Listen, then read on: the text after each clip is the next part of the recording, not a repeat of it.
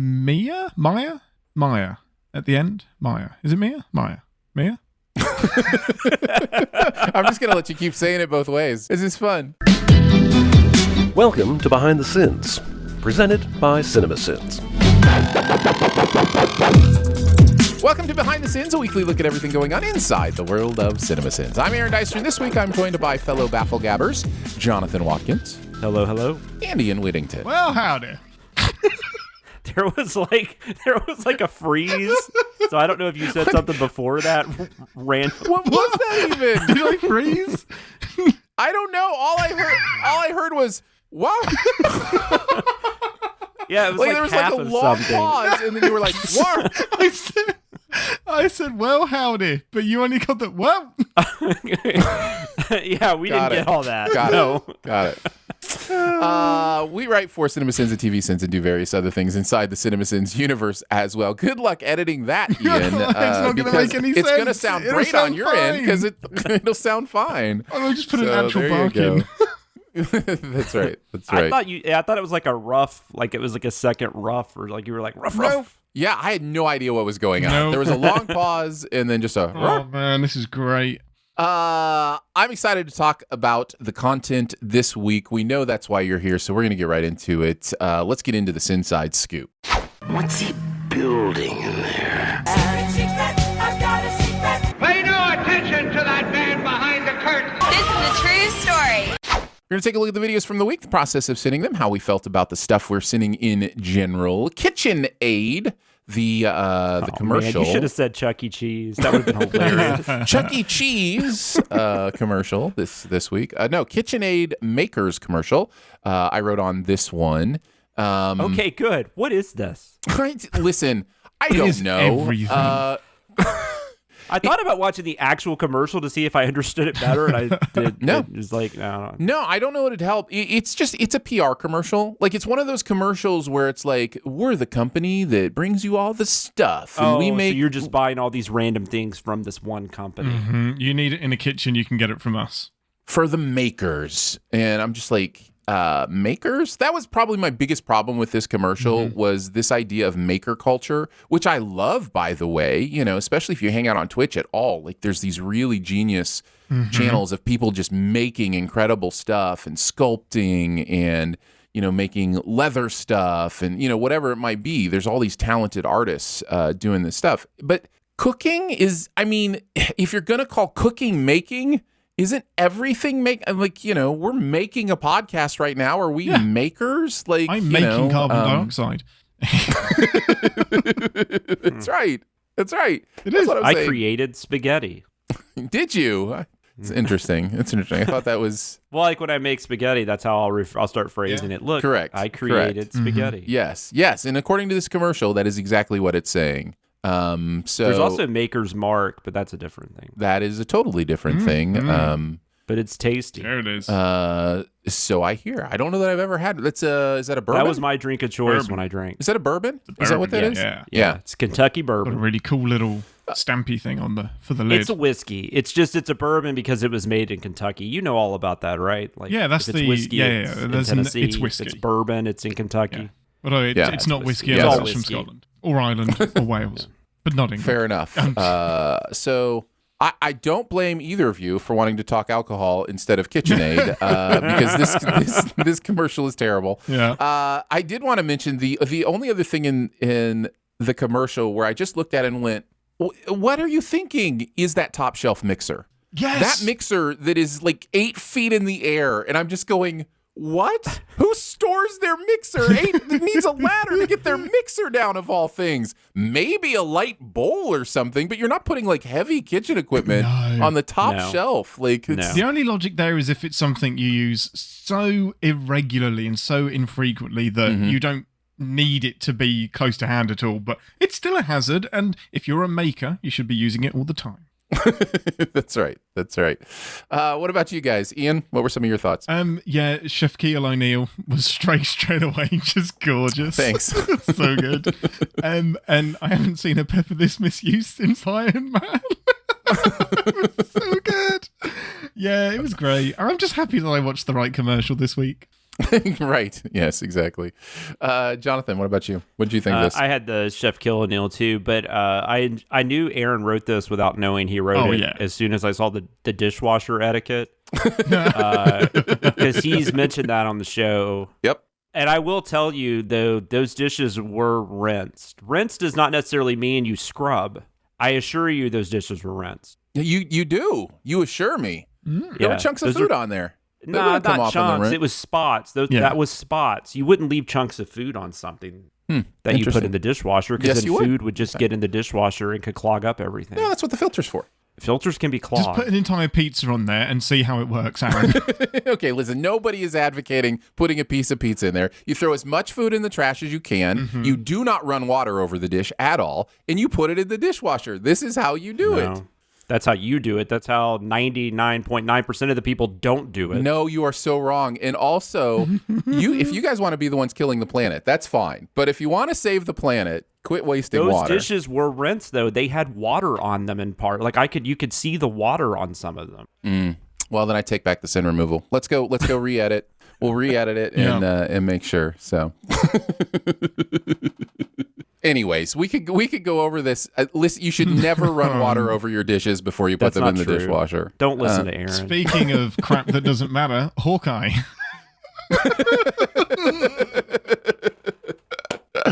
Yeah, we can move into TV sins. Hawkeye, Hide and Seek is the name of the episode. This was a Dicer Hughes script. Danae and I writing on this one. I'm going to be starting off a lot today. Almost had the full game, and I think I was 5 for 6 this week on you just writing. You didn't work on Venom. Nope. No, I did not. Venom. This episode, for me, one of the things that stood out the most was the Ronin gear. How many people in this show just wore the Ronin gear and it fit them perfectly? Yeah, it's become the new Scream costume. Like, it just fits whoever the plot needs it to fit. Right. Except for Emma Roberts when she comes out of the pantry, like draping over. The other thing I wanted to mention was the news position sin, where we were like, okay, maybe they're trying to shoot the moon on this and do news position in every single episode, and that we would somehow give 50 cents back if, a TV show decided to do news position in every single episode of the season. I love that is some sort of, in some sort of Sin's rule book somewhere. Yes. That, sure, go ahead and do news position if you want to do it every episode. We'll give you 50 cents off. But spoiler alert, they did not shoot the moon. They got stuck with the sins. Sorry, not sorry. What about you guys? Jonathan, what about you? I mean, I already talked about last week how this is probably my favorite MCU show so far. I don't remember this episode. I'm having a hard time remembering the specific episodes. I'm glad Aaron puts who wrote on stuff in the email he sends us every week. Because honestly, if you had told me I wrote on this, I'd been like, sure. I thought I had. I must have reviewed it or something. Well, I thought you had, because there's one of the ones I wrote down was the narrator assuming that Steinfeld has a concussion because she called Hawkeye her favorite Avenger. That's definitely got the Ian signature on it. Ian had something to do with that, even if it was just he was speaking through Aaron he seeded or that Danae. in my brain. Yes, yeah, absolutely. But yeah, I mean, I will say though, one character, and I will say at this point, I totally agree with the Sen, but like by the end of the series, I like Jack. Like Same Jack here. Actually became He's hilarious. He actually became really fun. But at this point, I'm still expecting him to be a villain or something. It feels very cliche. But no, he's just kind of an idiot.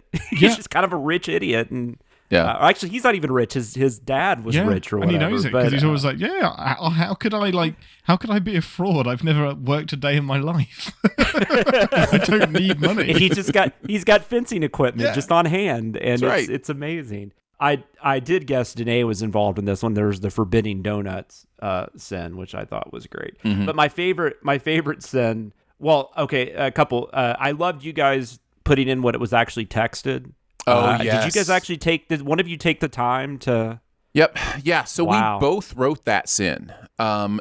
So it was one of those really interesting things where we were like, the texting is so bad in this episode, and they focus on it. Yeah. I just don't understand why you do that. Like, why are you having that in the frame? It makes no sense. Well, and how bad is he at texting? Because I mean, that those aren't like texts that would be hard to actually put on the screen. I mean, I know that's like probably CG or whatever, but yeah, he's like, talk to you later. Yeah.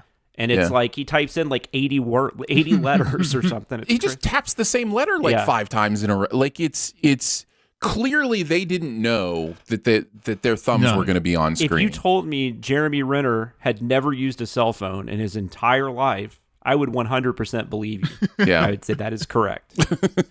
So anyhow, but then, so we both had a sin about it and how it continued. And then Danae, I think, had the idea to actually put what they were texting on the screen. And it went through several versions.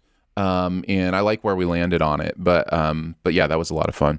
I love Danae, man. She'll spend like 3 hours on just counting the ants on an animated anthill to make sure there's enough ants. Yeah, she's great. Yeah. And then, but my I loved the stalking your goldfish near the wound closure tape. I thought that was, which I'm assuming that was a marketing. I mean, assume they had goldfishes, and I don't know, maybe not. You would think that because I can't imagine a real store would have that set up. I mean, that way. I could. Stores have weird things next to each other sometimes, but yeah, like a Dollar General. Dollar General's not going to advertise for us now. Great. Dang it. And I do have to admit, did you, like, I think we put a split screen up of David S. Pumpkins in the suit that she was wearing.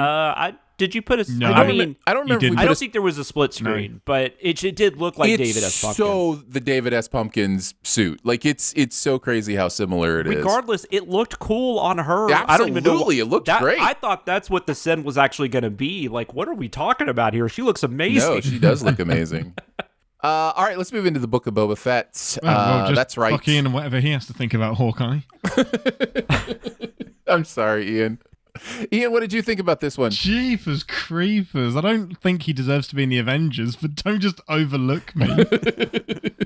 What did you think, I'm not Ian? arguing with you there. I am shocked I love this show so much. I am shocked. Like, I had no interest. And maybe that's part of it. Like, when you have no interest and it kind of catches you off guard, it's even better. The bar is so low. Yeah. No, I agree. I had so much fun with this. But I think it's genuinely good. I don't think it's just because, but I'm just saying that it probably caught me. It makes it almost more positive because it's a pleasant surprise. And it's all of these shows are harmless because essentially everyone ends up straight back where they started. But this kind of knows from the outset it's harmless because it's set at Christmas and it's so much tongue-in-cheek and the LARPers, and the director was just like, I want this to be a show about putting Hawkeye in such mundane positions. It's just fun to watch him interact with it.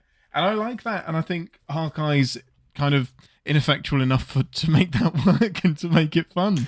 I think that's based on the comics. I think there was a comic run that was basically the idea was Hawkeye is just a human being, and so the whole comic was about bruises and scrapes and being in mundane situations. Awesome. And but this episode is probably the most forgettable of all of them. There's a little bit of getting to know you and explaining why Kate is going to hang around. Doesn't push the story too much other than introducing Maya at the end. Maya, is it Mia? Maya. I'm just gonna let you keep saying it both ways. It's just fun. I can't remember now that you're saying. I would have known before you started saying both, and now I'm hearing both in my head. I believe it is Maya, but I think it is Maya. We're gonna go with Maya, and we're either gonna be wrong or right. So we're good to go. I'll look up that. But in terms of I like the show. It's great. In terms of the sins, you mentioned the two that I really loved. That I now can't remember, but I'm going to rip it off just like a Band-Aid. It is a Band-Aid. And I know it's sutures or it's a steri strip or whatever, but right, just when I read it, I was like, I know exactly how that's going to be delivered, and it is so funny. It's like it is a Band-Aid. It is definitely Maya. It's Maya. Maya. That's exactly what I said. The only downside to this episode really is I'm kind of fed up of LARPers being the butt of every joke. Can we just be done with that now? It is just as normal as deciding that kicking an inflated piece of leather around is ridiculous as well. It's team sport. It's fun. Just let people enjoy what they enjoy. Yeah, going for it. Yeah, no, it seriously bugs me because right during the playoffs, I would never. That's just not something that would interest me. But like, I don't give a crap if you want to do that. I think you're absolutely right. Over the course of a year, you have like 100 teams that play off against each other, and then you decide the winner for that year, and then next year you start all over again, and none of it matters. That's football. At least Laughers is like telling a story or something. But yeah, I'm like, can we leave the nerds alone? Leave the nerds alone. Yes. Well, you could also, but then you're just making fun of football. I mean, you're kind of being mean to football fans, right?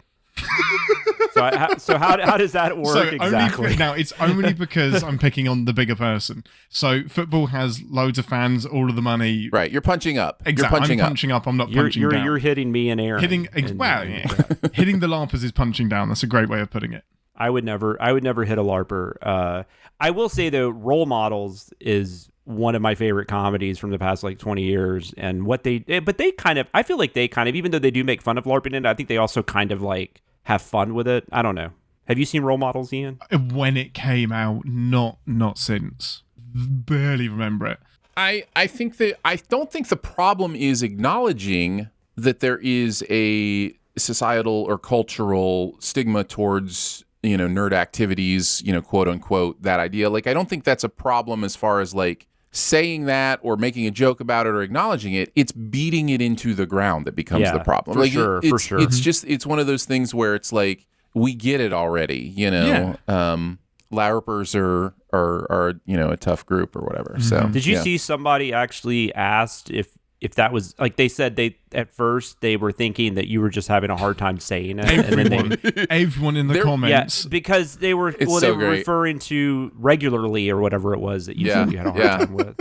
But after, and when you listen to it, when you watch that video at 1.5, it does sound like you're having a hard time saying it. But if you slow it down, you can tell you're enunciating. But so the A stands for action, right? So I have to find a way to say LARPers. So it is a difficult one. It is one of the more difficult ones, right? So it should be live action, right? Live action role players. Ridiculous people. Okay, that's what I thought it was. I'm kidding.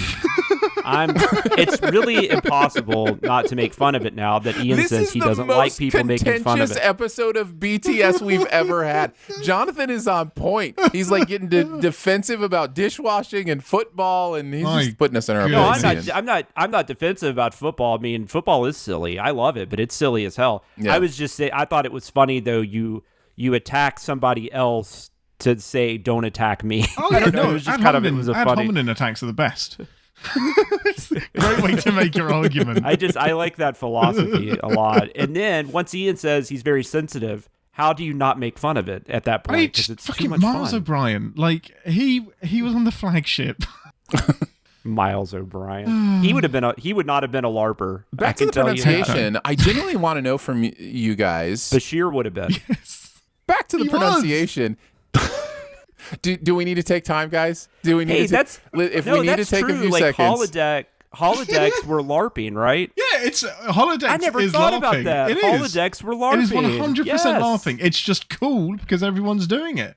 They even LARP being on a baseball team. The most ridiculous thing about that holodeck thing was that until the Orville, they never showed anybody having like half the crew would be using those to have sex. Oh, 100%. I mean that is exactly 100%. Half the crew. Yeah, what's the other half doing? Not using the holodeck? That holodeck would be messy, is all I'm saying. That thing would have to be scrubbed down. And there's a joke about it on Lower Decks that the worst job on the ship is cleaning out the holodeck after Riker has used it. Yeah. The Orville actually went there, though, which I thought was fun. Yeah. But anyways, I'm sorry. We're so off. So off. Pronunciations, Aaron, you were going to say? Yeah, so I genuinely want to know from you guys, like, because I go back and forth in my mind. We sometimes will put in a little explainer. We'll say, this goes back to the GIF debate, or, thanks to the GIF wars of, 1870. Like, we'll do stuff like that sometimes. But people also seem to really enjoy that we just slide it in there and just, this is just a narrator quirk. And like, so if you know. It's interesting. Yeah, it's one of those if you know kind of things. And I think I do lean towards, that I enjoy doing it like the way it's done in this episode, where it's just that's how the narrator pronounces it, and then people are clearing it up in the comments, and it becomes a talking point, which is good, right? Yeah, totally. And I think at this point you've done it with enough words or we've done it with enough words where it's a trend now. If this was when with S.H.I.E.L.D., it makes sense, but there's TARDIS and SWAT and there's so many examples. And it's a fair point. Yeah. It's totally a fair point, because I mean you're mispronouncing the first part of the word it stands for. Yeah. It just doesn't. I get why we do it, but it is still English language is so weird. Yeah, TARDIS and LARPers are the two hardest, but yeah. If you're going to do that, though, next time you've got to pick Lauder or Dafter for laughter or daughter. Yeah, so you have to do those the same. It's like Sean Bean. He should be Sean Bourne or Scene Bean. That's right. Can't be both. Can't be both, my friend. Who came up with that spelling of Sean? That's something I got to look up sometime. It's an Irish thing, right? Yeah. That one is with the accent on the A. Or it should have an accent, yeah. Scene! Yeah. You got a big head, Scene! That was a terrible accent. I cannot do Mike Myers. Oh, was that Mike Myers? Yeah. If it's not Scottish, now. If it's not Scottish, it's crap. No, it's like he does a better impersonation. There's a piper down. We've got a piper down. I eat because I'm unhappy. God, man, we both just ruined. Ian's just like, I'm never doing this show. I don't want this. I don't think Ian's ever seen So I Married an Axe Murderer. Have you ever seen So I Married an Axe Murderer? No, I have not. Oh, it's fun stuff. You'll love it. All right, let's move into the book of Boba Fett. Stranger in a Strange Land was the first episode of this show. Able to get it out there pretty quickly. And what do we think of Book of Boba Fett? Ian has thoughts. I want him to go first. Well, it's a Dicer Watkins script, so it would be against the rules. Yeah, I have to go last. It's fine. Jonathan, you get to go first. I don't like it. I don't know that I like it either. I will say I haven't seen I've only seen the first 3 episodes. So I'm 2 episodes behind as we record this. And there's only going to be 7, right? Correct. So, I mean, I'm definitely going to finish it, obviously, because we're doing these. But I don't know that I would... I don't know that I would probably still eventually catch up with it, even if we weren't sending it, just because I'm kind of even though I'm not a huge Star Wars guy, I'd still like with these series and stuff. I just kind of, I don't know. I just feel like I should watch. Do you watch the animated stuff too, like Clone Wars and? I've thought I haven't yet. No. Bad Batch. I watched Visions, but Bad Batch, I think I watched the first couple of episodes. Well, we did the first episode. We did the first episode, yeah. I think I watched the second one, and I just didn't really know what was going on. Yeah. And then I've heard that's kind of a continuation from Clone Wars, right? Yes. So I might have to go back and watch this. Yeah, a lot of Filoni stuff, a lot of Filoni canon stuff in there, yeah. I mean, because part of me is watching this just thinking it's cool, like that we're just getting like Star Wars shows. Like that's just fascinating to me. But I don't know. And I really liked them. I liked Tamara and Ming-Na Wen on Mandalorian. I don't know that I like them as much in this, though. I think Ming-Na Wen is still pretty good, although she's kind of, at least in the first 3 episodes, she's kind of to the side, and it's focused a lot more on Boba. And, I mean... I don't know. He's fine, I guess. But I just don't think there's a lot there for him to work with. It's just nothing yet has really interested me about the story. Like it's just him coming in, taking over Jabba's old spot, and then whoever, I can't even remember the guy's name that replaced Jabba. Bib Fortuna. He was like he had like the thing on it. Yeah, I know you're talking about. Jabba, Bibba, and Boba. Yep, Jabba, Bib, and Boba. Bib Fortuna, as the droid says. Yeah, so it's just about him like staking claim, and then there's this whole thing over the first few episodes about like who actually has the right to that territory, which is not exciting and reminds me a lot of like why Phantom Menace doesn't work, because it's all about like real estate negotiations. And then when they do action, it's not very good. Yeah. It's not great. It's not a great show. I loved the Sarlacc pit, just Aaron, because I wouldn't have thought about that. The fact that they did the whole, like, it was very similar to what Patton Oswalt did. Oh, they clearly had that in mind. The fact that they panned down from the suns to, like, they literally are following his text in that scene. That is clearly a wink at that.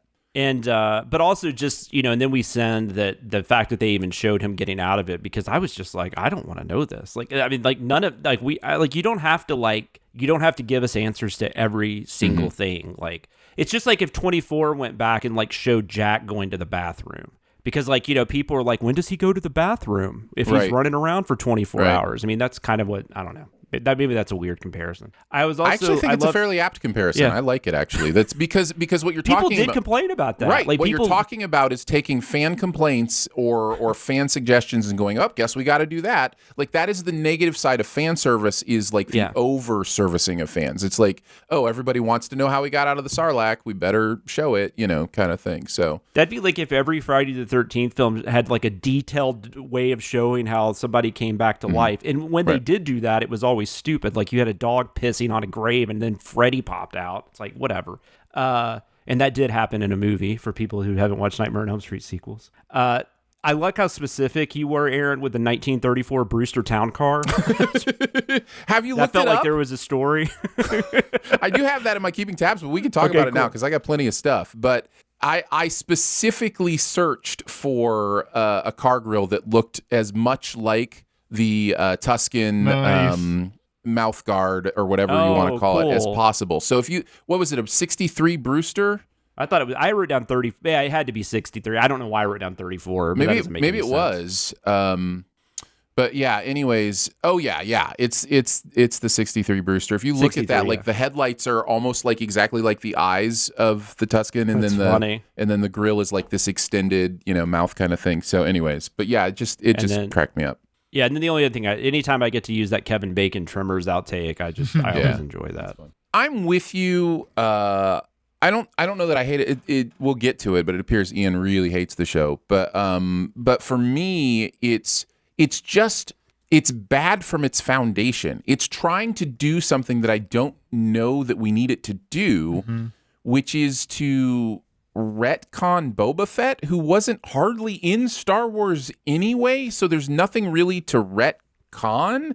Like, I think the idea that he was a bounty hunter, it doesn't automatically mean he's a villain, so to speak, but this feels like what this feels like it wants to do. The theme of this show seems to be that leadership can lead from a place of compassion. I'm trying to think, empathy or compassion. That's probably the word. That leadership can lead from compassion and not fear. That seems to me to want to be the theme of this show. Mm-hmm. And I just don't know that Boba was the character to make the face of that. It's just a really interesting choice. And he's like, basically, like, you're talking about fan service. Like, he's the definition of fan service. The fact that character has a show. This show exists. Is 100% fan service. Yeah. I think this would be a much better show if whoever that central character was just a new Star Wars character. Like, it's just the fact that it just feels like the whole Boba thing is shoehorned into whatever they want to do here, I think is part of the problem, at least that I'm seeing. I am through episode 5. I'm totally caught up. I continue to watch this show. There's a lot of conversation about episode 5 right now. And I don't necessarily want to spoil anything. But it is weird where the show. Well, it's a 6-episode TV show plus episode 5. Plus episode 5. Uh-huh. Yes. oh yeah, that's what I've heard that too. Like, that's right. Yes. Like, it's like, this is everybody's favorite episode, but it's not really the same show. Like, that should be telling enough. But people like it, or I've seen a lot of people get defensive about it. Oh, it's incredible. It's an incredible hour. It's an incredible hour. No, I'm talking about the show and the show itself. Like, I've seen a lot of people, like, where, a journalist or somebody says they don't really like it, and then it's like Star Wars bros or whatever. Yeah. As far as stuff, I noticed while sitting this, the main thing is all the sand walking. There's so much traversing the desert in this show. Long does it continue? It's just ridiculous. Yeah, say, that doesn't get better. Yeah. I did like the opening 10 minutes. I was glad we took a sin off for that. Just the fact that it's all dialogue free and that they're trying to do something kind of cool there. I thought that was good. And then just the Agents of S.H.I.E.L.D. references that we were able to put into this one, I thought were fun, and seemed like some of the that was the one I had to. I actually asked you about that because I was like, I was thinking you wrote it weird, but then when you explained it to me, I was like, oh no, I get it. Okay, I forgot her name was May. I just because it's Agents of S.H.I.E.L.D. I haven't thought about that show since the first season finished. All right, Ian, it's your turn. What did you think of this show? Before I forget, if I may, no, you Fennec is so good while we're on the topic of that. So good. It's like, no, you Fennec. So good.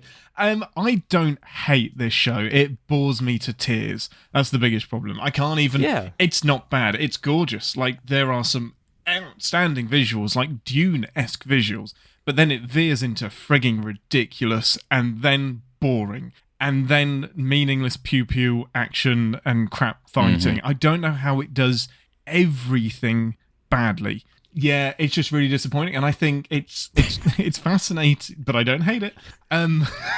Sorry, I just thought when you were talking about the fighting, it just made me think like when Boba's fighting, it's kind of like when Tamara's fighting scenes, it's kind of like watching Roger Moore fight. It really is. In A View to a Kill. There's an episode where he faces down against some people, and the look on his face is like, it's so off-putting. Karate chop. Yeah, it's a little bit Austin Powers almost. So I just think it's bizarre that you've got... Everyone went crazy when Boba turned up in The Mandalorian, and The Mandalorian is doing exactly what you're saying, like we want it to do, Aaron, is pick a new character from the lore, base a series around them. Yes. And it's just crazy to me that Boba Fett comes second and is the inferior show, yet in theory is the thing fans have been asking for decades.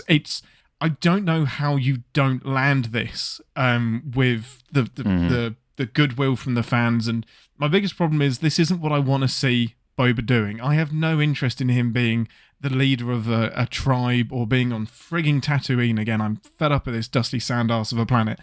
I want to see him be a bounty hunter, and he can be a... Yes! He can be a compassionate bounty hunter. He can be an ethical bounty hunter. Now, you've got the danger of that drifting into... Isn't that your show? This is what I mean. Like, the problem is you've then got the problem... No, that's what I'm saying, but isn't that, like, you have a show right there. You have, like, almost like a procedural, like an Equalizer or something. 100% Equalizer in Star Wars.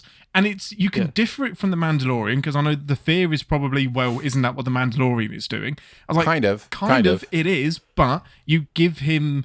I don't know, you give him something more important to do, and Boba Fett is on, like, the outskirts. I don't know, I don't want to see this Brave New World nonsense that he's doing. It just, doesn't do it for me. It's not the direction I want to take the show. I think they're going for a Godfather vibe. I think they think they're going for, like, a, it feels competing like it. power in the crime world, kind of thing. Eventually, they talk about, not too much spoilers, but they talk about, you want to start a new family. They say family so many times. It is such a Godfather parallel. Family. I don't know. Family. Fast and Furious. But in terms of the sins, let's talk on to the happy stuff. This walkie-talkie goes on for all that. I can't see what's going on for some time. Because it's so true. Yeah. Turning down getting your helmet serviced was nice. And then coming at the viewer from, no, you get your mind out of the gutter. I was like, you set that up, you troll.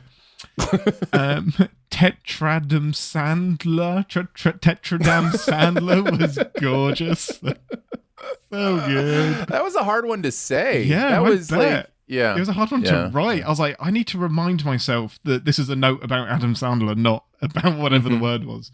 Yeah. And I just love the Warriors outtake because you don't hear enough of that. Just, can you dig it? Yeah. Yeah, it was gorgeous. Gorgeous. Well, there you go. Let's move into CinemaSins. We will kick it off with Venom, Let There Be Carnage. I did not write on this one.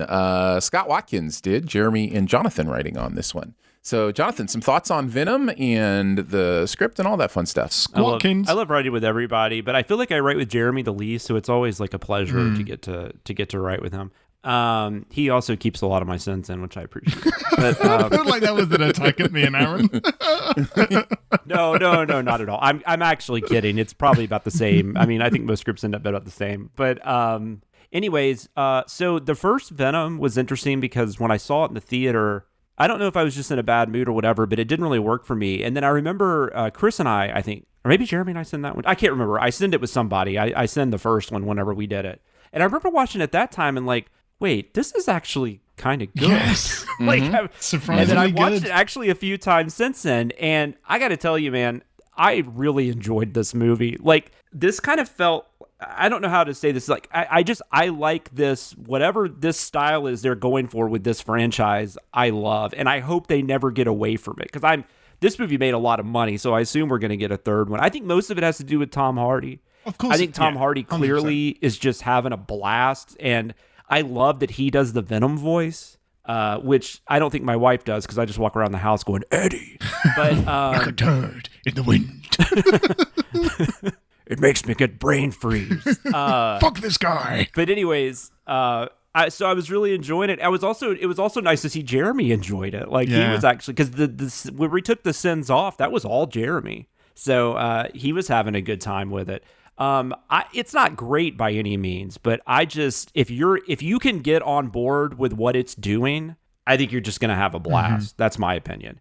And it's like 86 minutes or something. It's like 90 minutes, which this is actually one where I do think, if I did have a complaint, I don't think they do enough with Carnage. Like, I don't feel like they develop that they kind of jump into that really quick and then it's over. But one sin that didn't make it that I wrote something along these lines, but was I wrote something like when the whole wedding scene where Naomi, is it Naomi Harris? Yeah. Is that right? Who's also awesome in this. She plays Shriek. When she's like walking down the aisle, and I wrote something along the lines of, this movie is like if Batman Returns and Beetlejuice fucked and had a baby. So if that sounds interesting to you, I think you're gonna have a lot of fun with this movie. Yeah.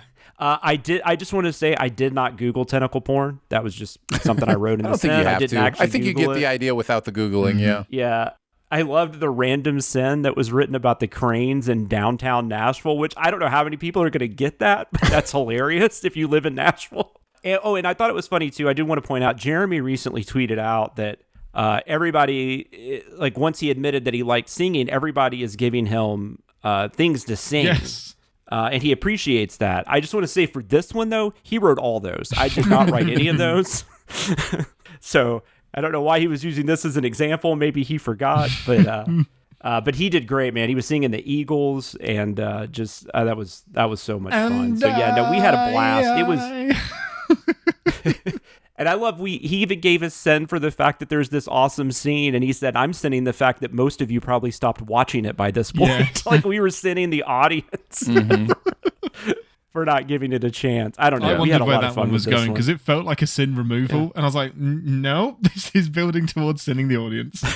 So many sin removals. So many sin Andy removals. Serkis is a good director, I think. I haven't think he seen is his other too. two movies, but I want to now. They're both great. Because he What, did the Jungle Book, right? He did the... and then he did like a drama, right? Like It was with good. Andrew, was it Breathe? Yeah, it was something like that. Yeah. It's Andrew Garfield, right? And I believe so. Was it Emma Thompson? I don't know that off the top Or maybe of my I'm head. just getting. I'm thinking of Spider-Man, probably. But Yeah. anyways, I'm done. Sorry. Ian, what about you? I love these movies so much. I think they're my favorite thing they are my favorite thing that Sony does with Marvel. So good. It's the chemistry between Tom Hardy and Tom Hardy that works so well and just makes these films so good. They're fun. Yeah. It's fun. It's written funnily as well. Like the jokes, the stuff that Carnage has to say is so extreme and somehow still not R-rated, but just fun to listen to. And I actually buy how clumsy Eddie Brock is and how like useless at relationships he is. And I get it, rather than a troubled hero that changes by the end of the film and gets the girl. He doesn't get the freaking girl. He's just stuck with Venom, and it's just this love-hate. We just got to live with each other. I love these films so much. And there are some shots in this film that are gorgeous. I know you did a sin for Carnage in front of the stained glass window in the church, but that shot is incredible, and I wish the trailer hadn't ruined it for me. That is... I know you won't know that, Aaron, so I thought I'd love that this would shock you. But No, yeah, Aaron just feels justified when you say 100% things like totally that. agree. That's right. The joke with, oh shit, that's a red one, I'm not going to do that, and then he disappears, one of the funniest lines in the film, and the glory shot of him in front of the stained glass, both in the trailer. I wish you'd saved it for the movie. But sending the trailer doesn't mean the movie's bad. But I have such a good time with these films. They're so much fun. I actually think this had a better finale than the first film, as in you could see it. There were still lots of jump cuts, but it wasn't as dark. There was a little bit more going on than... I mean, it was still symbiote versus symbiote and just, hey, punch each other. The Green Lantern problem. You can create anything with your tendrils, and a fist is the best thing you can think of. The big question I had was, Is that how Carnage is made in the comics, Jonathan? I don't know if you know this. Like, did Carnage come from Venom? I mean, I've definitely read I've definitely read however he was created, but it's been like I was probably in high school or college. I just didn't think that's how it happened. But anyway, it doesn't really matter. The films can do what they want. No. It is strange that Carnage is dead. I thought but I don't know. The fact that these films are only 80 to 90 minutes are, a stroke of genius, but you do have to tell a shorter story, and I love that discipline. I really do. I love it. I don't think this needs to be 2.5 hours long. In terms of the sins, Jeremy singing was great. The lead-in was, "We are wasting our talent," and the sin was, "Every Sony exec after The Amazing Spider-Man 2. And I feel like that was a direct shot at me, Jonathan. No, that was just But you don't need to make it. It's Amazing Spider-Man 2. That was just a direct shot at Amazing Spider-Man 2. No, that's fine. That's fine. Overlamping and underlamping at the same time. There's so many lamps in the room, and yet it still doesn't light anything up. Was gorgeous. Jeremy's fixation on that always just impresses me. Like because he always catches that stuff. Like it's not something I see. But it's so reason. True. Like that lighting is so pointless, and you have it on during the day as well when it actually isn't needed. Yeah, it's great. And the entire sequence where Detective Miller McGuffigan, whatever his name is, saying like perimeter, and the note is like, yeah, but what perimeter? I was like, block the state line. Yeah, that was great. Wait, the entire state line? Bring Brock. Why?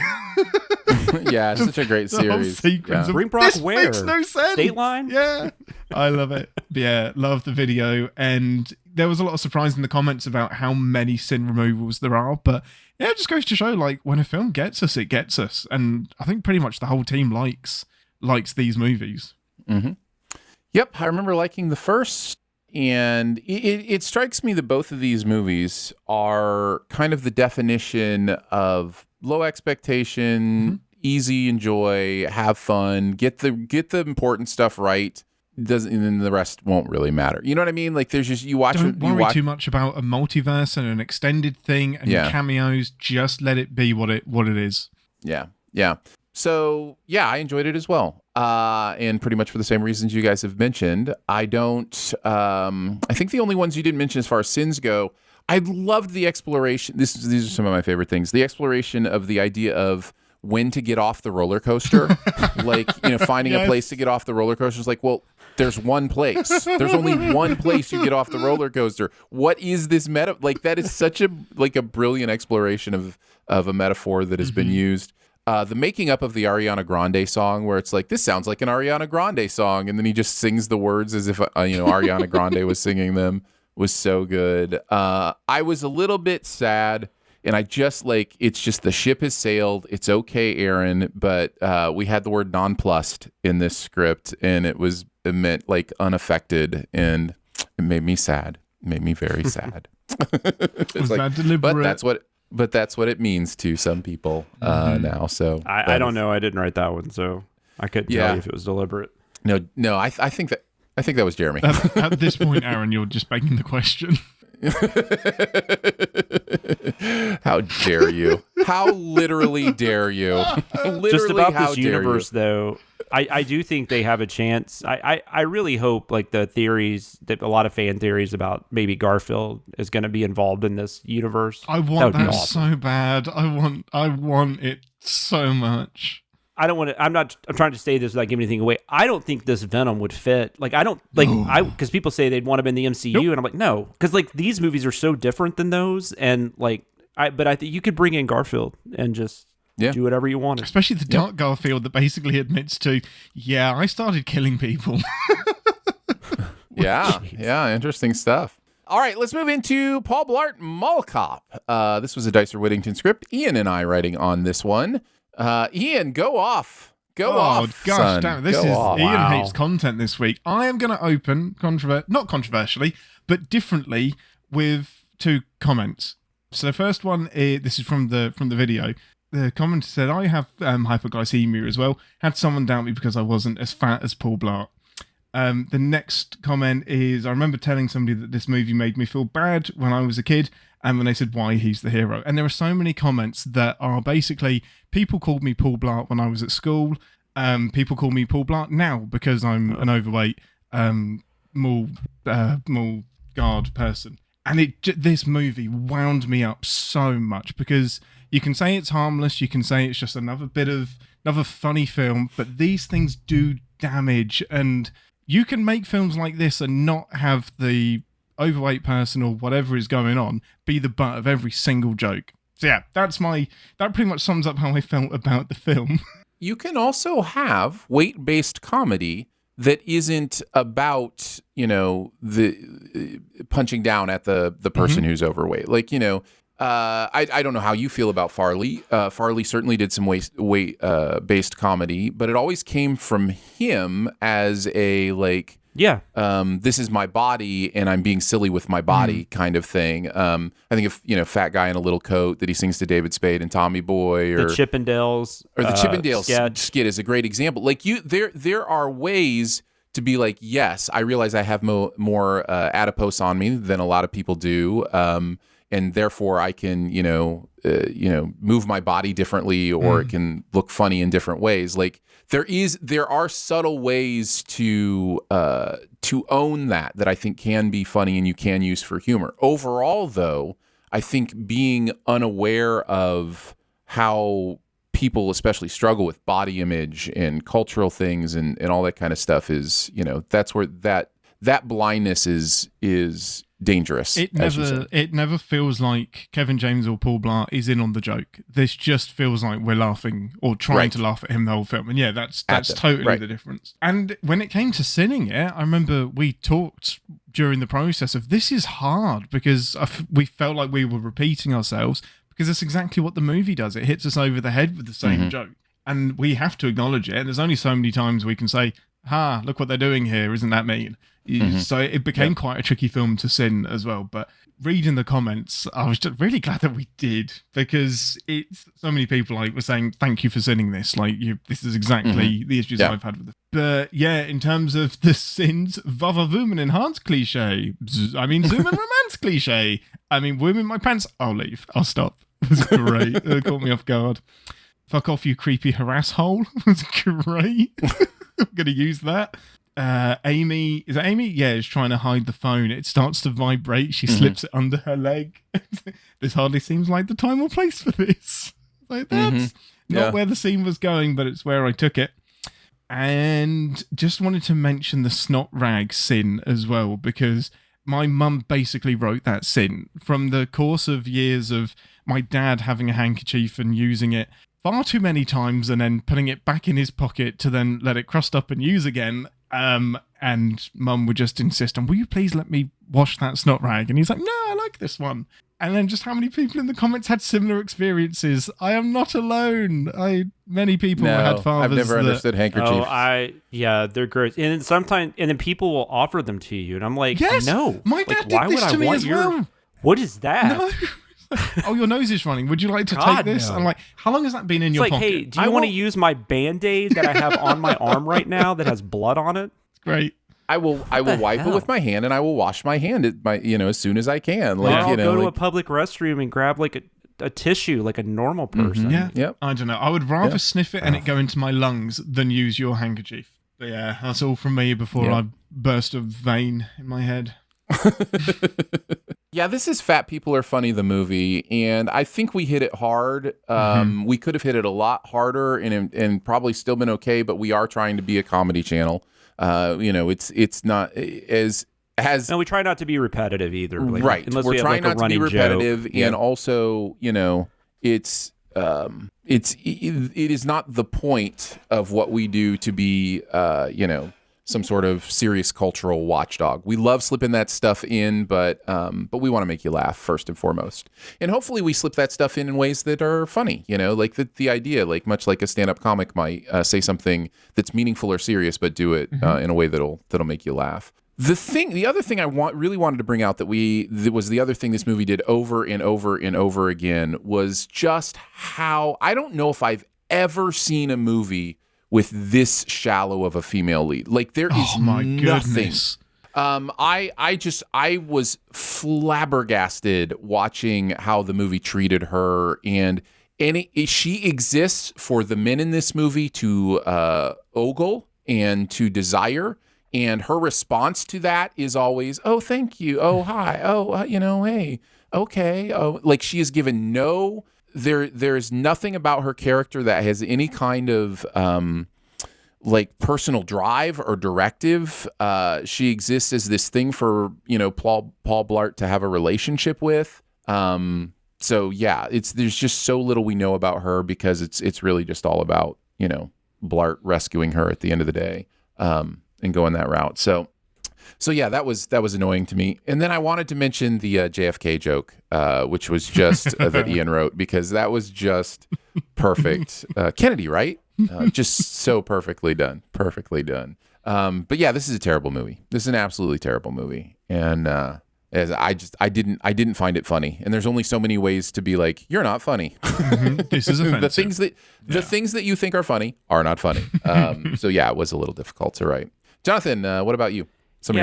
My wife and I saw this in the theater, I remember, because we were King of Queens fans, and I think Aaron and I were talking about, we do genuinely like Kevin James. Yeah. He has this great, I don't even know, they used to air it on Comedy Central all the time, so it was probably like in the early 2000s, but he has this, it's a stand-up special. He might have several, but I don't know. But I just remember this one stand-up special, we would watch it every time it was on Comedy Central because it was really funny. No, he does not make good movies. This is terrible.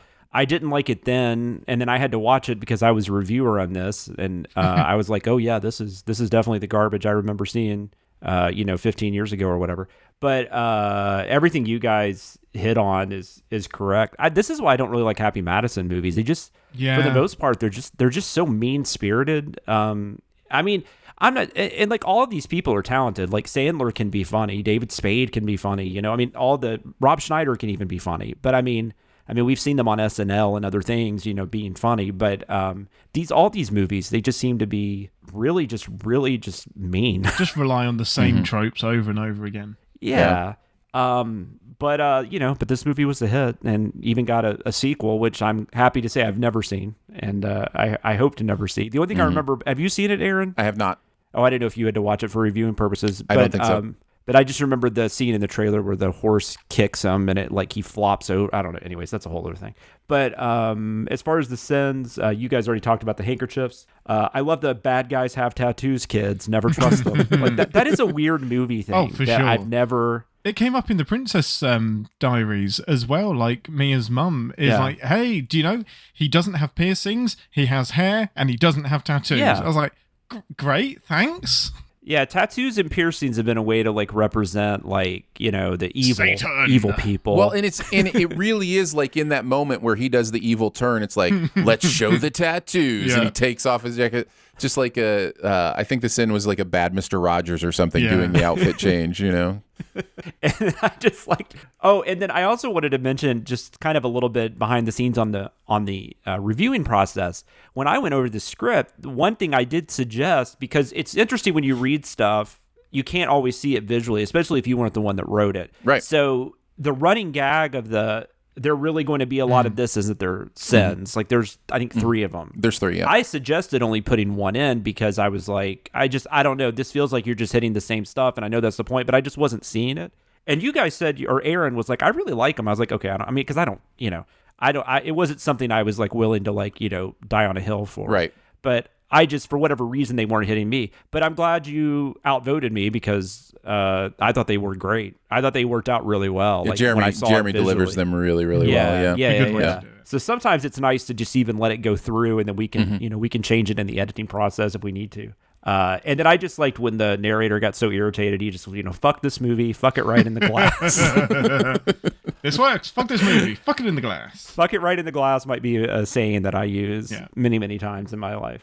I just when Glass decided to be unbreakable versus breakable in this movie is just so random. I came to this thinking Aaron was going to kind of defend this movie, so I'm really happy to see that he didn't. No. Well, you just Kevin James is funny, and I guess even in this movie there are a couple of moments where you see that, but it's hidden under all this just hate and I don't know. And then the Die Hard thing. Oh man, we didn't even mention that. Yeah. So let's talk about that, because I think Ian and I both had the same experience where we were watching this movie and realizing, oh, this movie isn't just referencing Die Hard. it's trying to be a direct Die Hard copy. It's saying, and I never realized that watching it the first time, but there are so many direct, analogies to Die Hard in this movie. It's and then you kind of think, well, I guess the premise, he's trapped in a building with terrorists or whatever you want, and there is a woman that he's trying to get back to. The parallel is right there, but it isn't, because it's not done as a parody or like a homage or anything. It's just done badly. It's just taken the concept and not done it well. You guys pointed out the extreme sports stuff that was really dominant in action movies around that time. I'm so glad that's gone. It's so dumb. It's everything they do would be faster on foot. Everything. Yeah, absolutely. Taking the time to use a skateboard or something. Get up to speed. Oh man. To pick their bikes up and throw a leg over the bike and then start riding the bike. Just By the way, little off topic, and I can't remember the name of the movie, but before this video, when I was watching it to review for the show, they showed a trailer for a movie that I guess is coming out later this year, and I actually ended up watching the whole thing because it started really fascinating me. But it's like a school, it's like a school shooter movie. Okay. But it's like a school shooter movie done in the Die Hard vein. That just seems wrong on so many levels, because it's like a student that becomes the John McClane, and it is a girl, which is interesting. I mean, I think that's kind of cool. I'm all about some female John McClanes, but I don't know, I haven't seen the movie, so I can't comment on it. But just watching the trailer, that feels like that could be in bad taste so quickly. Yeah, that feels like bad taste. If nothing else, it's high level of difficulty. Yes, to pull off that balance, and maybe they do, but that would be tough right now for sure. And it's not a lot of it's not a lot of people and stuff. So I mean, I don't know how big of a release. Oh, what a surprise! You mean stars didn't want to touch this? Yeah, I'm shocked. Yeah. I don't know. That just seems really weird. So I just thought I'd mention that. We didn't mention the "Here Comes the Fall Down and Go Boom" bonus round either. It was just beautiful. all the different times that he just boing, fell. boing, boing. And we should mention the one of them where it pauses it's so good. The bonus round for him to scooch behind the pillar or whatever. That was an editor's decision. Great job, editors. So good. They were like, it delivers that joke better than the movie delivers that joke. It's so That's good. Right. Yes. All right, let's move into keeping tabs. The internet is a communications tool used the world over where people can come together to bitch about movies and share pornography with one another. Ha ha! Oh, jeez. This is the most public yet of my many humiliations. We're just going to take a look at something else from the process of putting together the week's content. Maybe a Google search, a deleted sin, whatever the case may be. I already talked about the 63 Brewster grill. I did do quite a bit of research on car grills that would look like Tusken Raiders because I just couldn't shake it out of my head that whatever they use for that face mask looks like the front of a vehicle. So managed to find the 63 Brewster grill. We also talked about LARPing. I thought it was funny. I did want to mention this. It does just sound like you just don't know how to say it. It sounds like you're trying to say that's penguins. The goal, right? The goal is that you I know, but you say it in a way that it feels others. like you like it was a mistake or you intended to or whatever. What is shield? What is Sheld? Sheld. Oh yeah. Sward. Sward, Sheld, Tardis. Anyhow, there was a comment in one of the conversations about the LARPing where somebody said I think it started with Sheld. Essentially, he pronounces all acronyms using the sound of the first letter. The actual word makes the normal sound, like people pronounce GIF with a G instead of a J. And so they explain that, and then somebody responds, CinemaSins started it ages ago. Oh my God. And it just cracks me up. It's like that one person who has to be like, actually, guys, CinemaSins doing this forever. Man. This is just something that they don't just like, no, actually, that actually just isn't a actually. Yeah, no, this is a TV Sins thing. It's one of my favorite TV Sins things that we've done. So I did want to mention that so funny as well. Jonathan, why don't you go next? So I did the sin about haikus in Venom Let There Be Carnage, because there's a moment where not Eddie, but Cletus Cassidy, the Woody Harrelson, he says like something he wants Eddie to write down, and it's kind of like a poem type thing. And then Eddie says something about who's going to care about this random haiku.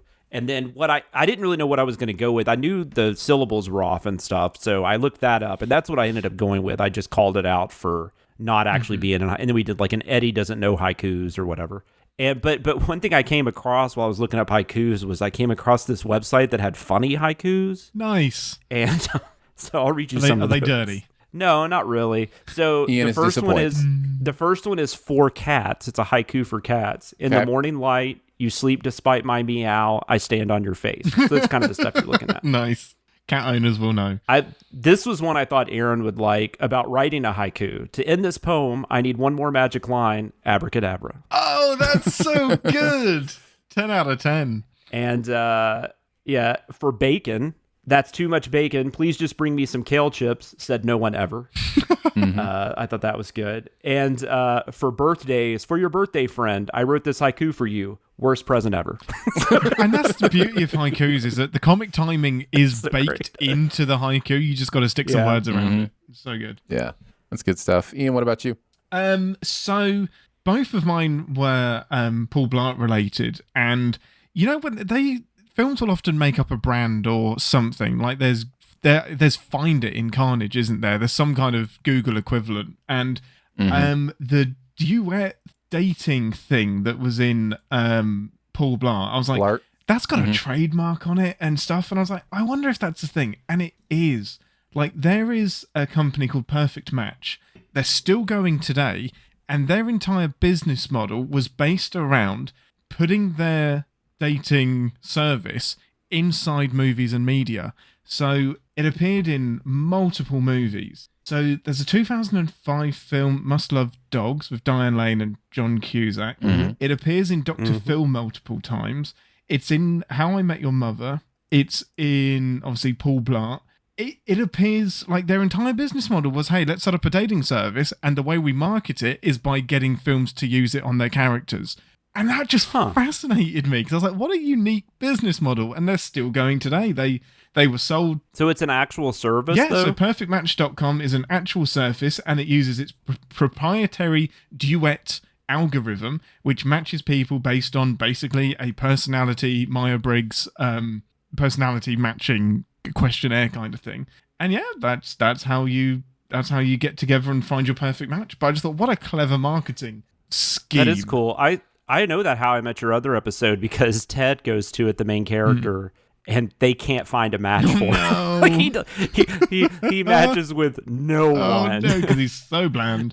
Yeah, man, that just really fascinated me. What a clever idea. And the only other one was that the 15% of the 85% of adults having cell phones in 2009 wasn't pulled out of my arse. That was actually from a survey. I questioned that. Because I was like, really? Because I don't know, it didn't strike me as odd that he wouldn't have it, but I had no idea that was that crazy. Well, I just remember that the first iPhone came out in 2006, 2007.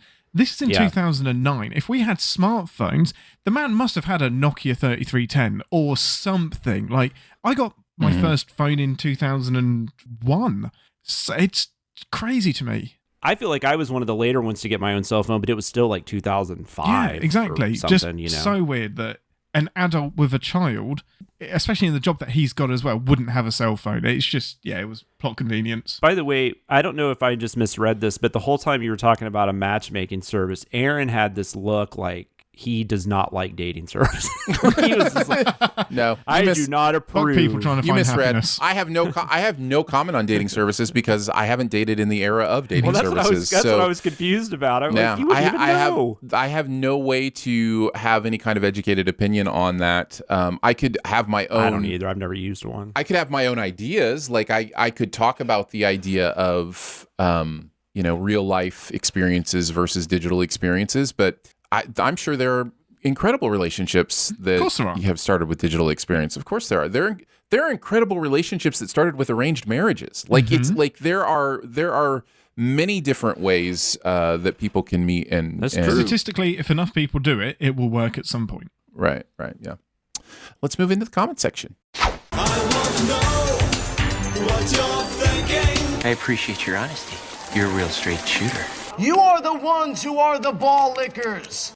We're each going to chat about a comment from this week's content from the various places you reach out to us: Discord, YouTube, Reddit, etc.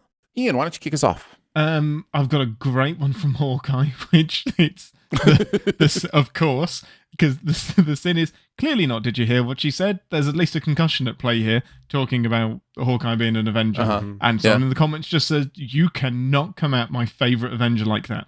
Yes, we can, and we will continue to do so. But I do have a few. And I don't believe that. Like, I don't believe that's their favorite. And I if just it don't. is, you're wrong. I mean, like what you like, but you're wrong. Well, I mean, pretty much every Marvel character has been an Avenger. I mean, Spider-Man's been an Avenger. You know, it's like, I don't know. Maybe they're talking about the Batman. Jeez. There's a couple of nitpicking the nitpickers of the nitpickers. So in a previous movie, and a few people brought this up or words to this effect, for Carnage. In a previous movie, Venom does explain the symbiote hierarchy to the audience, and he says that you don't ever want to meet a red one. And the sin that we said was, I don't understand who's stronger here, and it's never the movie's never explaining it. What do you think? I mean, if that's true, there was somebody in the comments that said that wasn't true, but I don't know. I haven't watched the original in a while. If it's true, we missed it. It does. I remember it from the first movie, but also it's not explained in this movie. So I actually still, if you have to depend on another movie, sometimes it's still kind of dumb. And also, if he is stronger, how did Venom take him out so easily? I think it's still sinful. The idea that what would get him out is if Eddie said he was going to let him meet everybody, like Eddie would actually keep that promise. None of that whole scene was silly. Yeah, no, it's true. Yeah. We'll just do one more for keep the nitpicking the people of the so how hard is it just to say nitpickers 3 times? Nitpicking the nitpickers of the nitpickers. It's not that hard. It's fun to trigger you. You can't say regularly. But no, I cannot. You can't say laughs properly. So this was an interesting one. This is from Boba Fett. The Boba Fett survival story has been around for a while. It was in the comics. They're not retconning it, and it's not pulled from. What did you say it was pulled from? Parks and Rec. From Parks and Rec. It's not pulled from that. Parks and Rec pulled it from the comic. And this is just the first time that we're seeing it. So that's kind of merging a few comments into one. I feel like Aaron has a response. There's a green in there. There's a green in there in that it probably was in the comics first. The red in there is they are absolutely referencing the Parks and Rec because of the way they shoot it. Mm-hmm. You know, like I doubt in the comics it was talking about camera movements and those kind of things. Whereas in the Parks and Rec filibuster, he does, and they follow his directions on the camera movements. The outtake is perfect because his directions is just shot for shot what's on screen. So I was leaning towards red as well. It was also Patton Oswalt's birthday yesterday. Well, I mean, this will be a week later. Happy birthday, Pat. I'm sure you're listening. I'll throw another nitpicking the nitpickers of the nitpickers in there and just say it's a green, and it was on me. But so many people in the Paul Blart video reminding me that the word magazine exists for reloading guns as opposed to whatever I called it. I missed it. It was like reload. What did you say, like ammunition clip or something? Yeah, I said clip or reload something. Clip or I don't know. Yeah, something dumb because I know nothing about guns, guys. Guys, I know zero about guns. So why didn't he put the bullet holder in the metal firer? What happened? Yes, I probably should have gone with something like that. The thing that goes bang. Right. Yeah. Just a really quick one. People apparently have issues with how I say Boba, and I say Boba Fett, not Boba Fett, because Boba Fett. Yeah. That's how I've always said it, and I'm gonna stick to it. I feel like it should be Boba Fett. You also called the phone a Nokia instead of a Nokia, so it seems to be a very normal thing. Yeah, because you need an E at the end of the word. You need an E at the end of the word to capitalize the vowel usually. Capitalize or make it long? Put emphasis on the vowel. Yeah. Like O instead of O. Yeah, okay. O is capital. Right, yeah. Make it a long O instead of a short O. Yeah. It's my language. Get your own. Maybe they spelled it wrong, but it's still Nokia. So I'll go. No, why don't you go next, Jonathan? Well, I did have that one about the red thing, but I had a backup. I just thought this was really sweet because somebody was like defending. Somebody was really into Mrs. Chen, which is the the character in the Venom movies that runs the drugstore or the gas station or whatever. I guess it's a market. That's not a gas station. I guess it's like a 7-Eleven market, or something, isn't it? Yeah. Call of Halo Infinite said Venom knew that he will kill people when he enters them after a period of time, but chose to enter the lady who helped him. I kind of wish that they had showed her at the end just to make sure she was all right. And Venom didn't just kill one of his friends. Yes. I was like, well, that's sweet. Yeah.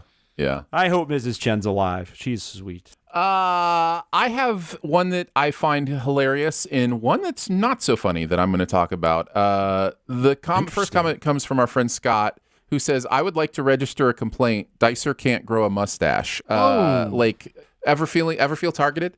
So this is in reference to... It looks fine to me. So this is in reference to the Boba sin about I try to drink and I get stuff in my mustache or whatever. And so Scott's saying, wait, Dicer can't grow a mustache. Scott, I can grow a mustache. It's the beard part I can't grow. It's like the connector between the sideburns and the goatee that I have trouble with. But anyhow, I wanted to correct that. So that is a red. That is obviously a red.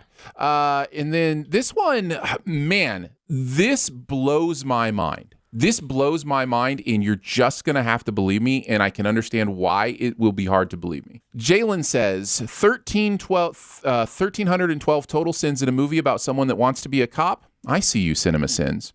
So I see this comment, and I'm like, okay, what does that mean? Do some research. 1312 is a common explanation or something to write down that is like anti-police or whatever. And basically it's Get out. So this is crazy. This is crazy that the number came out to be this. But so basically 1312 is for the letters ACAB, which is all cops are bastards. Is what that stands for. I hope none of us need help from the cops anytime soon. So you understand what I'm saying? This blew my mind.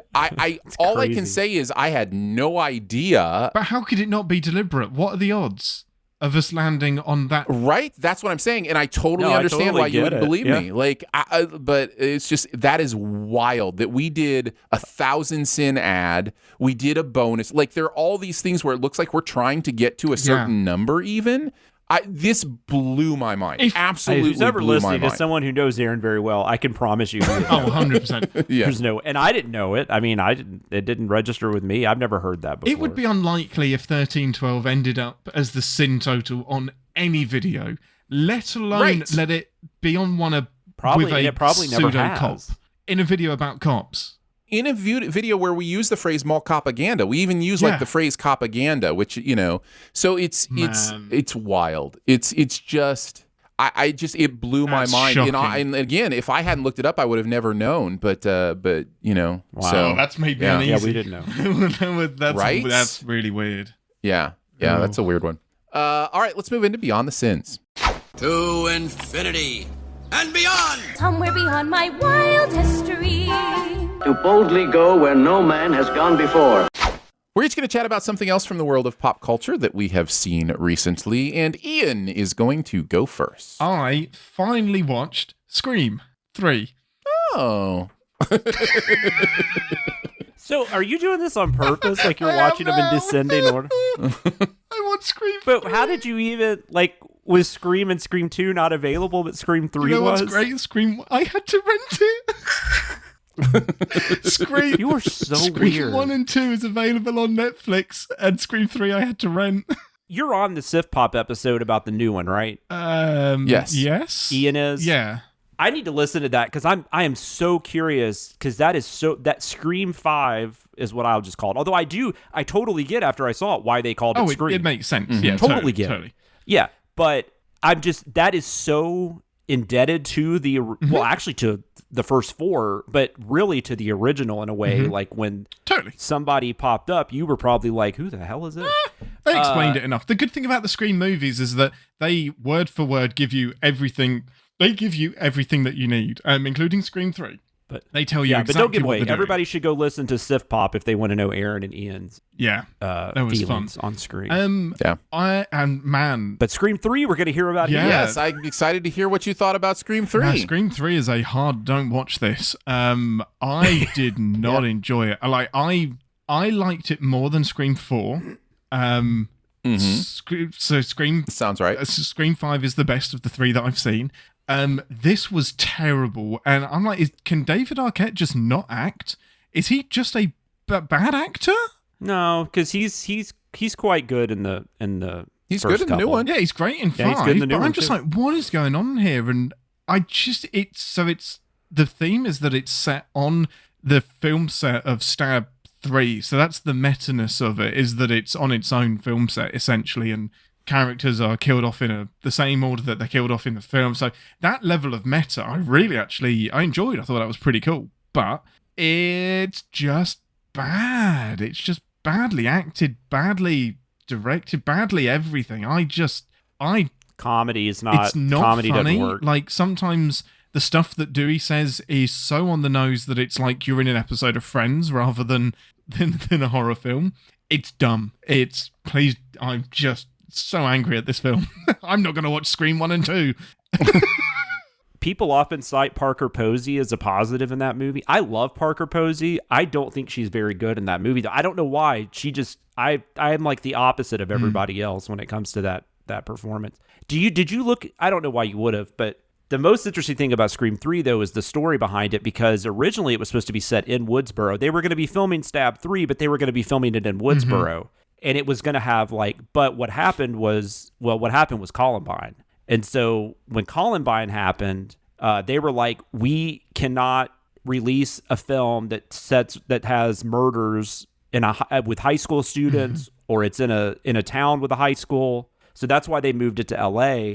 And then they couldn't kill any kids. Like, that was a big thing. Like, we're not killing teenagers. Yeah. So that's why they changed all that up too. That are playing young. And then also Neve Campbell could only do like part of it, could only be there. And she feels like such an absence. She like feels like such a weird remote part of that movie. Like, she doesn't even interact with half the people. And it's until like the final like 5 minutes or something. And it's so strange. She doesn't even know the killer. Like, that's weird. Yeah. All of it just felt so strange to me.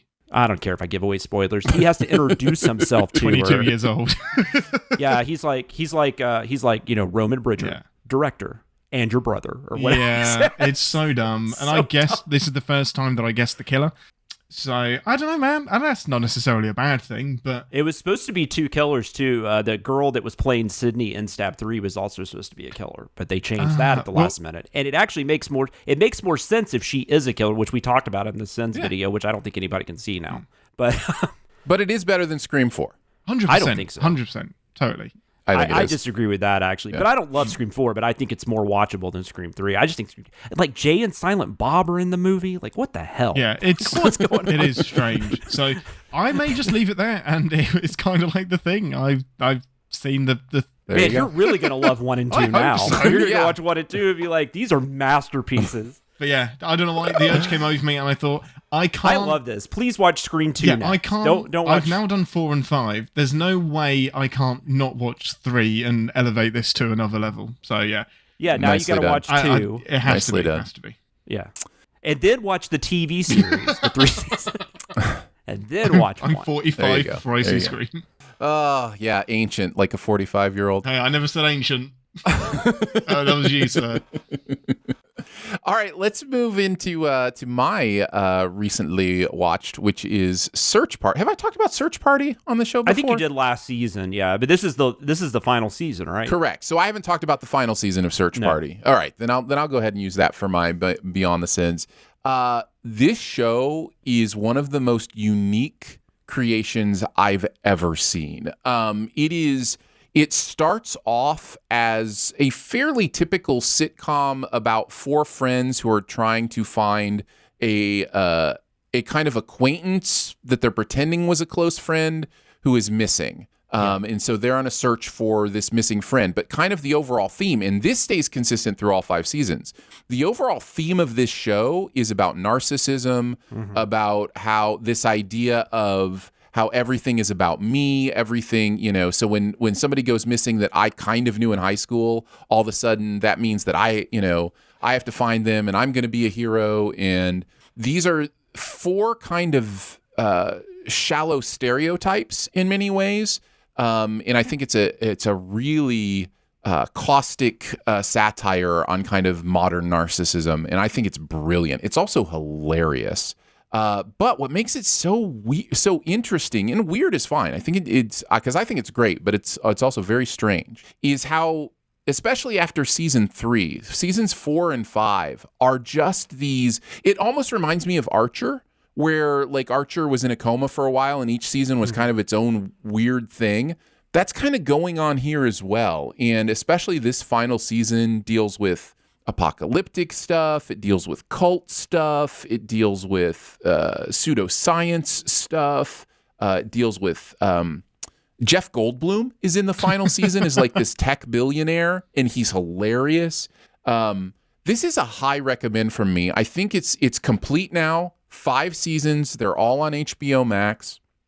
There's 10 episodes in each season. They're nice, quick, 30-minute, episodes. So this doesn't feel like too big a mountain to climb, and I think you're going to have a really interesting experience with Search Party. So I need to go back. I'd recommend to check it out. I think we talked about this when you talked about it last season or the season before, because I watched the first 2 episodes, I think, and I just didn't like the characters. They were so uncomfortable. Like they were, which is the point, right? Yeah, so maybe if I maybe I'll get in the vibe of it, after. So I might give it another shot because I've heard so many people say great things about it. So yeah, the cast, by the way, is Alia Shawkat, who you may know from Arrested Development and some other things as well. John Early, John Paul Reynolds, and Meredith Hagner play the 4 main people. But then you've got people popping in like Ron Livingston, Michael Showalter, Louis Anderson pops in for a little bit as well. Yeah.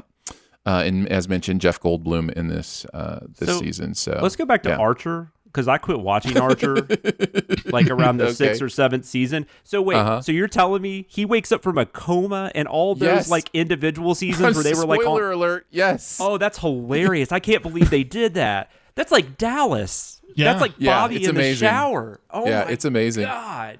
I've got to go back and watch this now. I don't even know why I quit watching it.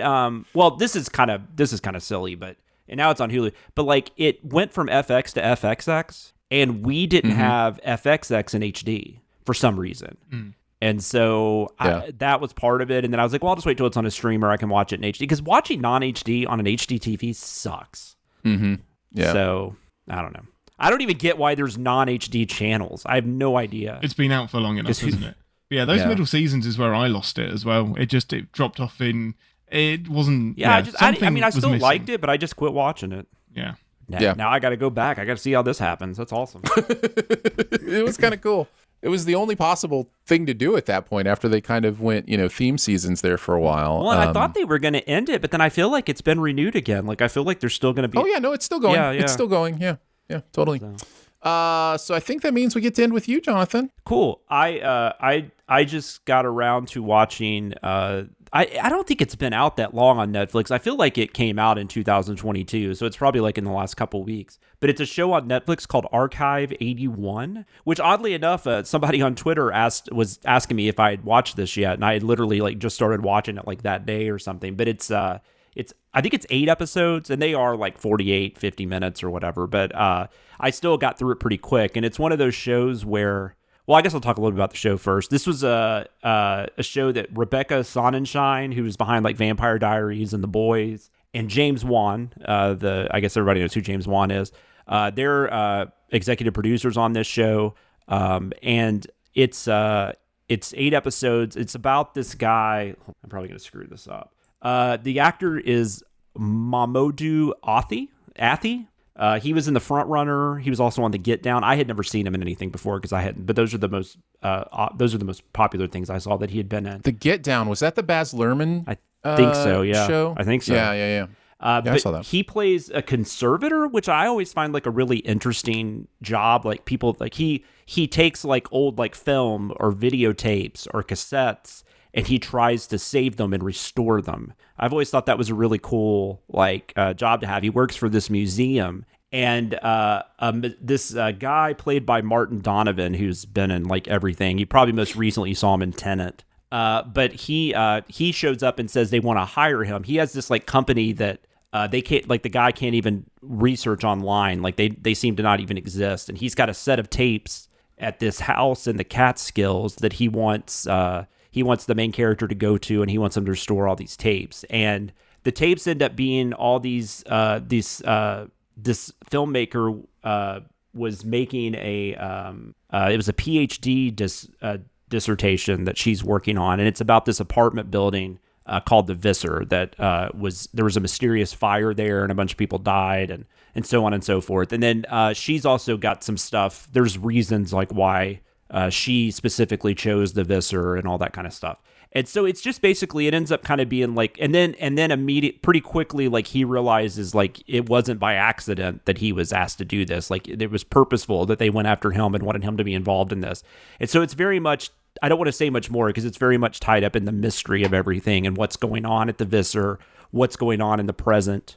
Because the Visser stuff is like from the mid 90s. And then, I guess the stuff in the present's like 2021, 2022, whatever. It's really cool.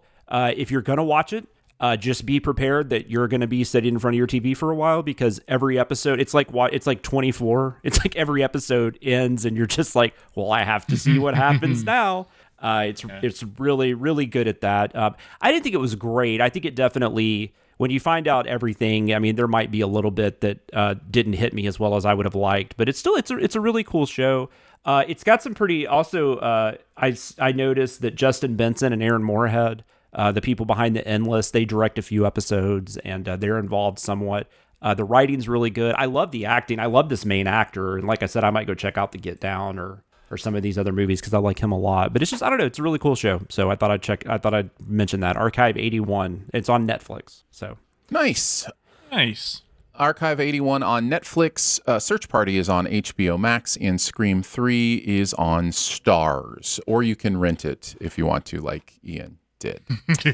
That's going to wrap it up for Behind the Scenes this week. Don't forget to make sure you're subscribed and go ahead and leave a comment or rating as well. If you've got anything you want to send to us, mail it to P.O. Box 881, Republic, Missouri 65738. You can hang out with us on Twitter. I'm at Aaron Dicer. He is at Wits End. WHITTSINNED. And he is at Sam Loomis 13. So for Jonathan Watkins, Ian Whittington, some members of Shaeld in Sward, La Arping in the Tardis, and myself, we will see you next week. Happy National Carrot Day. Thanks for listening. Send any feedback to bts@cinemasins.com, and be sure to subscribe, rate, and comment. Find more ways to connect by visiting cinemasins.com/BTS. I saw something about was Murderville that's coming out on Netflix. Yes, that's Will Arnett, right? Mm-hmm. And then the celebrities play themselves in each episode. Yeah, I don't know. I didn't watch the trailer, so I'm kind of curious what that's going to be like. Yeah, I haven't either, but it's like he's playing a cop or a detective or something, but then the celebrities are playing themselves, and then they're going to solve a mystery. It sounds really bizarre. And I think if I'm understanding correctly, it's improv. Like that they're doing, it's all improv. It's like they're not writing stuff. They're just doing like improv scenes and stuff. Oh yeah, nothing I do is planned. Everything I do is improv. We're not talking about you, Ian. We're talking about a different redhead, Conan O'Brien. Different to who? So yeah, have you heard about this, Ian? It's called Murderville. It's going to be on Netflix. Nope. Will Arnett plays like a detective. Oh, okay. And then each episode, there's going to be a different celebrity playing themselves, and they're going to like solve a mystery. I have no idea what it's going to be like, but it sounds rad. And it's improv. Are they playing themselves, or are they just themselves? Well, they're just themselves. Whatever. Yeah, I mean, they're going to be like, it's going to be Conan O'Brien, but Will Arnett is playing a fictional character. It's like us on this podcast. It's a version of ourselves, here on this podcast. Okay. Not actually us. The first thing you realize in a late show taping is how tiny the set is.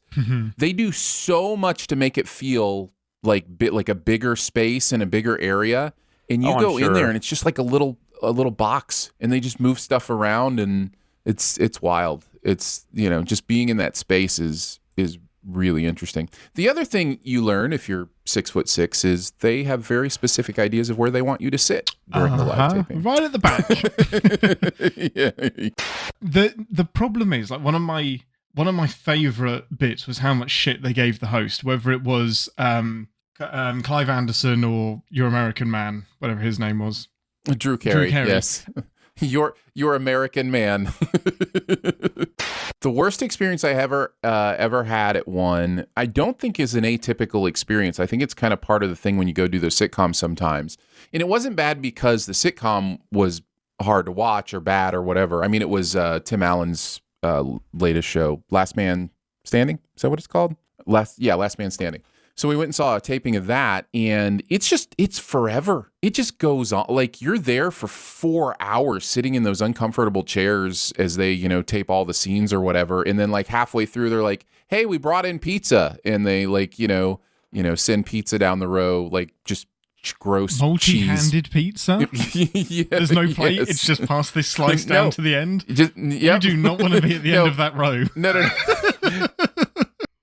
That reminds me that we did the pilot of Cobra Kai, and the gas station guy, it still grosses me out, like, thinking about it, where the gas station guy is just holding the pizza, and he's, Johnny's like, are you going to use a glove? And he just looks at him, and he still eats the pizza. I'd be like, fuck you. I'm not. But that was funny, too, because I got a lot of shit in the comments, and including from Aaron and Danae for writing a sin about gas station pizza. Because apparently... in Republic, Missouri, yeah, it's great here. The best pizza comes from the gas station. Yeah, it's which true. I don't think that's necessarily a positive.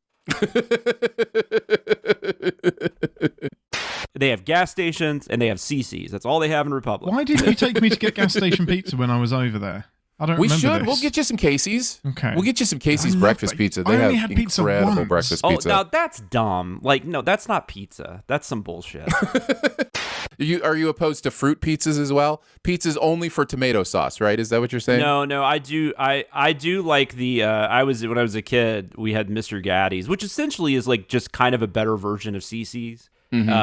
And CC's has these too, but the apple dessert pizza I was a fan of. I'm not a fan of like chocolate or blueberry. Mm-hmm. But I remember enjoying the apple, like that worked because that was almost like getting like an apple like Danish. I think CC's has a PB&J pizza too that's pretty good. I think they do, but I wouldn't try it if they did. I don't want to knock your kids' franchise that they work for, but I don't really like Little Caesars. It's okay. Like, I'll eat it if it's the only thing available. I'm not really eating any pizza now unless it's keto friendly or whatever. But well, that's not true. I did take down some Domino's because there was nothing else around one day. Domino's is good over here. It is good. Yeah. I had taken my medicine that day. That's what medicine's for, is to let me just do whatever I want. Yeah, have some pizza sometimes. Is that the point of medicine? That's what medicine's for, yeah. 100%. I hope neither one of my doctors listen to this podcast.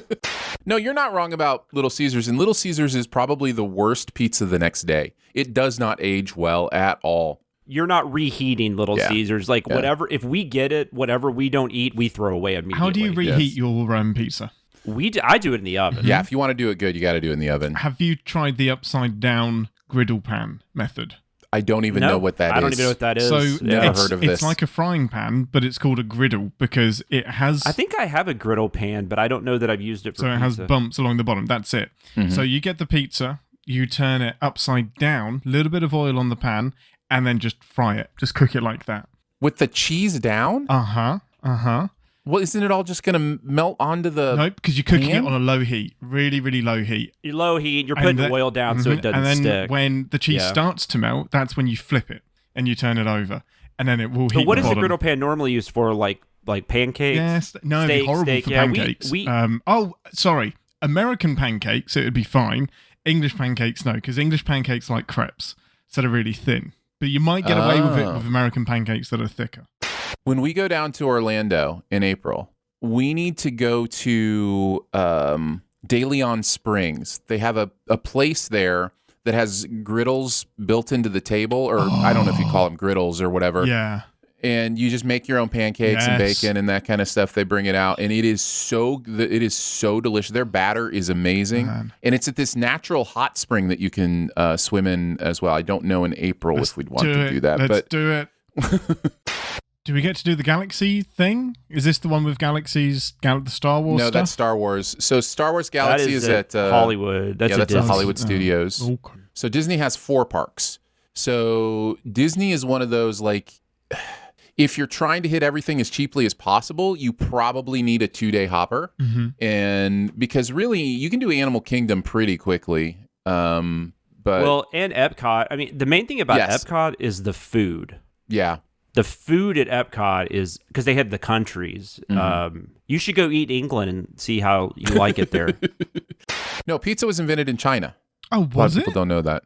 Yeah. Get out of town. Well, I've always heard like pizzas, because I've always heard pizza's not an Italian thing. Like pizza's more of an it got Americanized. It's not Italian's more the pasta. So do we mean pizza or do we mean like something similar? I don't know. I just, the Chinese invented, putting tomato sauce on dough and putting cheese on top. I don't know. So Marco Polo is, the story goes, brought pizza back from China to Italy. And then they invented the modern pizza, which has different ingredients on it. You're both fish out of water. So listen, I don't know what you're playing at here. Neither one of you is in a swimsuit right now. Well, I think we can get into it, guys. No reason to dilly-dally around. Let's record the show we're here to record. That's a behind the scenes, by the way. Oh, I don't know what you guys were prepped for. Ready for Captain's Pod. Yeah. Hey, what? Did Ian rewatch the commercial? Did you prep the right commercial, Ian? Like, let's be very, very clear. Well, he watched it last week, right? Yeah. Man, that Mentos ad is just so rewatchable. You watched the Chuck E. Cheese one, right? The Chuck E. Cheese. Yeah, we're doing Chuck E. Cheese this week. Out of everything I could come up with, that was like saying the Jeffersons last week. Like something about Chuck E. Cheese. What's the English version of Chuck E. Cheese? What does Chuck E. Cheese serve? I only know it from Dexter's Lab. Pizza place. It's a kids' pizza place parties with like animatronic animals that sing and like a bunch of skee ball games and arcade. And in most of them, they haven't updated the animatronics since like 1983. So it's like super creepy and vintage. It's like really weird. We tend to value family time, so we don't need any extrinsic distractions. So Yes. We used to have a Showbiz Pizza. Did you ever have those? Showbiz Pizza was the competitor to Chuck E. Cheese. Yeah, they had the gorilla. No, we still have those. We still have places like that. They don't have the animatronics as much, although I think they're there. But we have a place called Incredible Pizza here near us that's basically the same thing. It's bigger. It's got like... Oh, do you not have Chuck E. Cheese? I don't think we have a Chuck E. Cheese. We have Chuck E. Cheese. You didn't take me to any of these pizza places, and I frigging love pizza. You don't want to go to Incredible Pizza for the pizza. No? Do they have good pizza in It's like England? an arcade place, but we could go there. I mean, we'd have fun. My gosh. Yeah, you took me to the place where you get assaulted with dough. Like, Nick says they closed their Chuck E. Cheese. Now it's a Dave & Buster's, which is the sad middle-aged version. Yes, it is. Dave & Buster's is a similar concept. It's basically just an arcade with food. Dave & Buster's. Yeah, sad is a good. That's a good word to describe Dave & Buster's.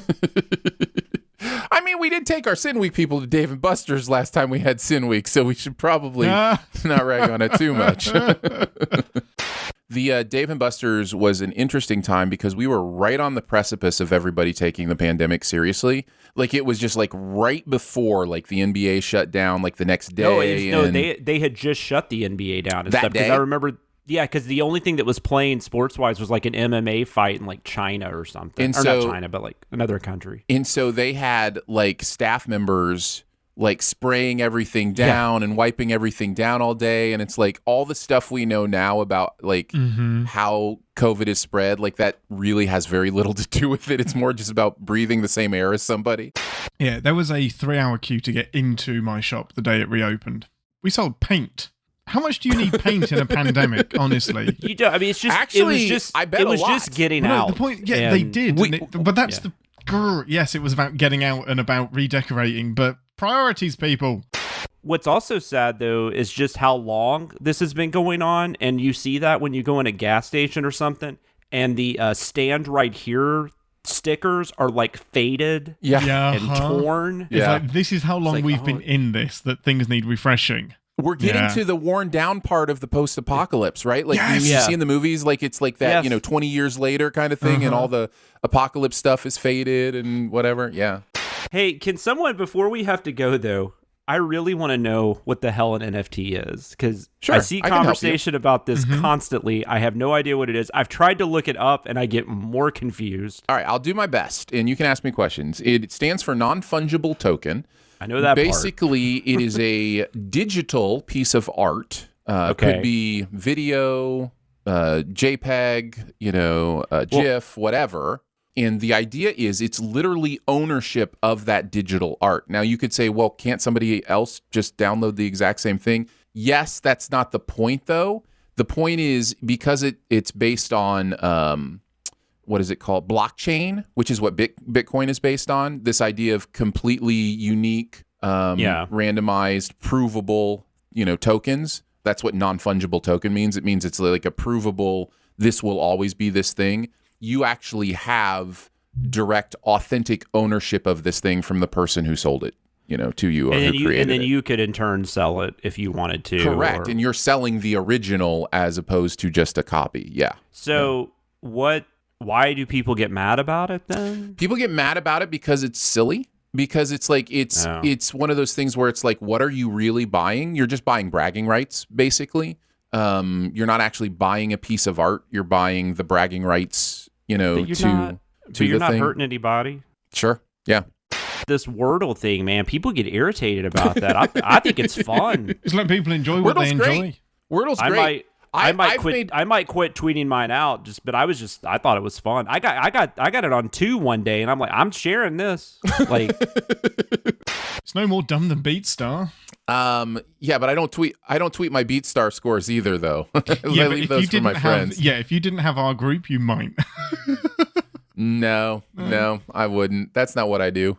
The closest I get to that is if I want public accountability for like weight loss and health. Like I've tweeted that kind of stuff before for public accountability, but no, I'm not a fan of. Somebody's going to pull up an old tweet of mine where I tweeted some sort of score or something and something, but that's not generally what I do. Now. I don't like. I'm seriously never bragging though. Like I just think it's fun to like it's like a community. You literally thing. just said I got it in 2, so I'm going to show everybody. How are you not? Yeah, I've played Wordle a couple times. I've really enjoyed it. It's a fun little word game.